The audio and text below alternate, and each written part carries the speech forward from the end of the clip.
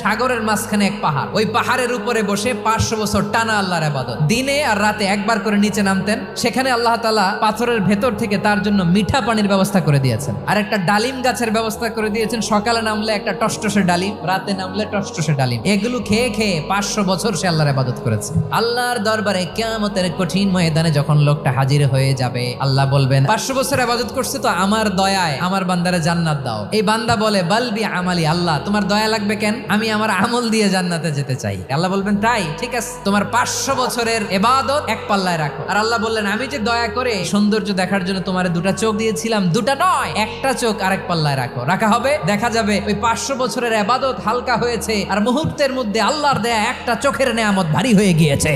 ফলাফল দেখো, হিসাব বলে তুমি এখন জাহান্নামে যাবা, যাও এবার জাহান্নামে যাও। এবার লোকটা কাচুমাচু করে বলে আল্লাহ এবার আমি বুঝতে পেরেছি তোমার দয়া ছাড়া দুনিয়ায় কেউ জান্নাতে যেতে পারবে না।